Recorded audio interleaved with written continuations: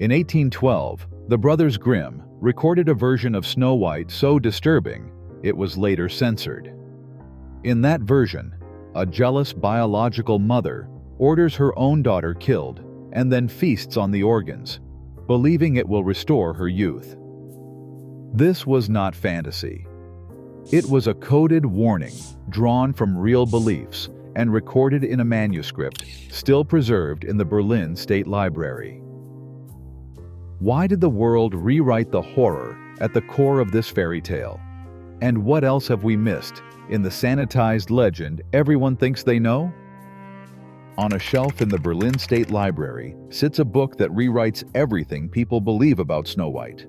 Bound in worn leather, the 1812 first edition of the Brothers Grimm book, Kinder- und Hausmärchen, preserves a version of the story that was never meant for children. The original German text does not hide behind gentle euphemisms.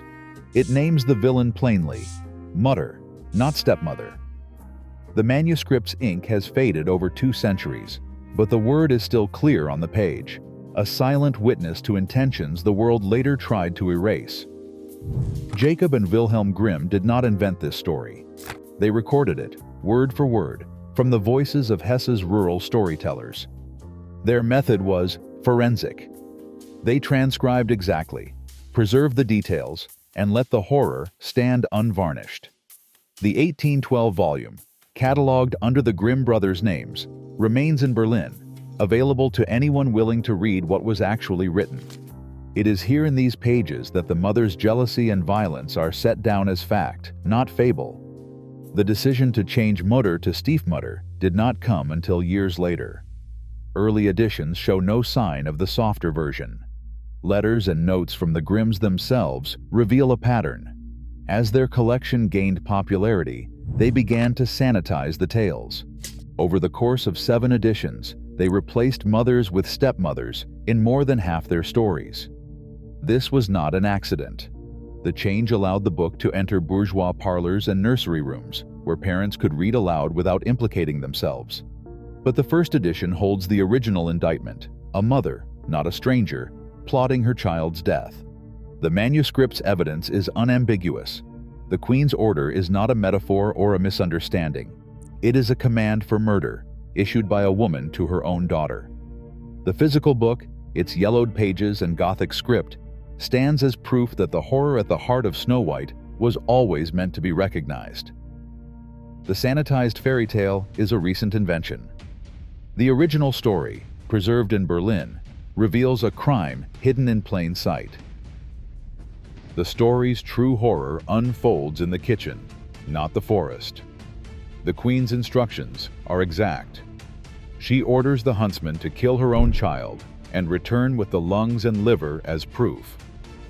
When the huntsman falters, he slaughters a wild boar instead. He delivers the animal's lungs and liver to the palace, raw and dripping. The Queen does not hesitate. She commands the cook to boil the organs in salt.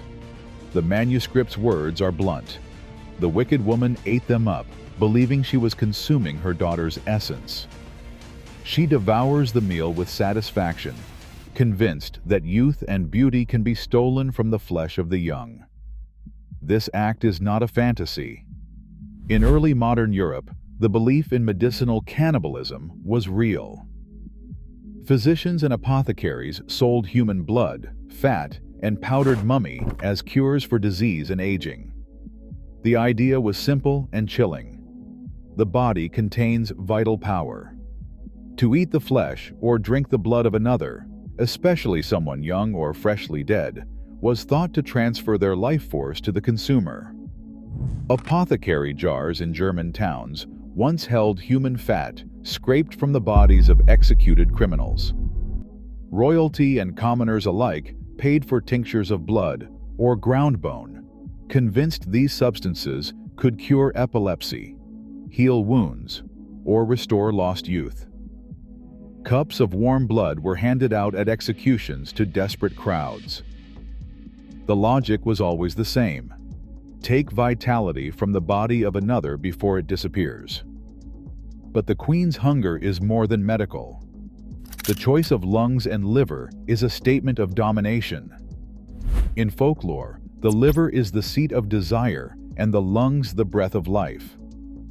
To eat these organs is to erase the victim's will and spirit, to claim their youth as your own. The act is a ritual of power, not just a meal. The mother's ferocity is not a metaphor for jealousy. It is a literal, physical attempt to consume her rival's future. No physician's recipe ever called for the lungs and liver of a child, but the fairy tale exaggerates a real belief that life could be stolen and swallowed. The Queen's Cannibal Feast is a folk echo of Europe, where the boundaries between medicine, magic, and murder were thin, and where the horror of the act was matched only by its cold logic. Margareta von Waldeck was born into privilege in 1533, the daughter of a powerful German count. From an early age, her beauty drew unwanted attention at court. By 16, she was sent away to Brussels, far from her family and the mines that fueled their fortune. Her presence at the Habsburg court was not just decorative. She was a political asset, a bargaining chip in alliances that could shift the balance of power. But Margareta's beauty became a liability. Suitors circled, including Prince Philip of Spain, and her prospects threatened to disrupt delicate court arrangements. At 21, Margareta's health began to fail. Surviving letters and her final will, written in a trembling hand, show a young woman wasting away. Historians point to arsenic, a poison favored by those who wish to avoid scandal. No one was ever charged, but the symptoms, hair loss, trembling, wasting, matched the era's most discreet method of murder. Margareta died in 1554, her story buried beneath layers of rumor and political necessity. Her fate lingers as a real-world echo of a fairy tale's fatal envy. Beneath the forests of Hesse, copper mines cut through the earth like scars. These tunnels were not built for grown men.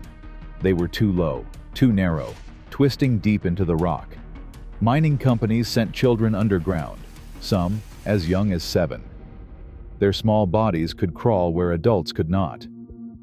In the darkness, they worked 12-hour shifts, hauling ore, swinging hammers, breathing dust.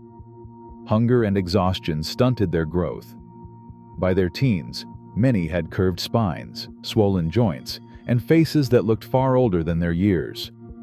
Sunlight rarely touched their skin, leaving it pale and sallow. The miners called them the little ones, but outside the mines, people whispered about the poor dwarfs. Records from the early 1600s show that children made up a large part of the mining workforce. Wages were low and accidents were common. Some children died before reaching adulthood.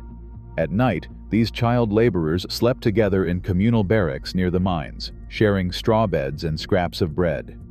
The image of 7 dwarfs living together was not a fantasy, it was a reflection of economic desperation. For a runaway girl, a place among these children was the only shelter from a world that offered no protection and no mercy. The Queen's final attempt is a lesson in calculated cruelty. She crafts a flawless apple, red on one side, white on the other, a trap disguised as a gift.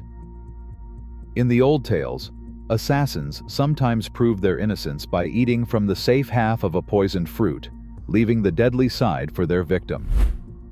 The poison she chooses is not fantasy. Nightshade, known since the Middle Ages, can paralyze the body and freeze the face in a death-like mask. Snow White takes a bite and collapses, her breath stilled, her skin drained of color. To the dwarfs, she appears dead, but her heart still beats in silence. They cannot bury her, so they seal her in a glass coffin, preserved and on display. The prince arrives, not as a savior, but as a collector. He begs the dwarfs for her body, determined to possess beauty even in death. The spell breaks only when a servant, stumbling under the weight of the coffin, jolts the piece of apple from her throat. Snow White awakens, not by love, but by accident, rescued from a fate as someone's cherished corpse. Centuries later, fairy tales still shape what we teach children about danger, innocence, and power. Sanitized stories can dull our sense of real threats lurking behind familiar faces. The monsters we hide in fiction often echo the ones we refuse to confront. What else are we still disguising?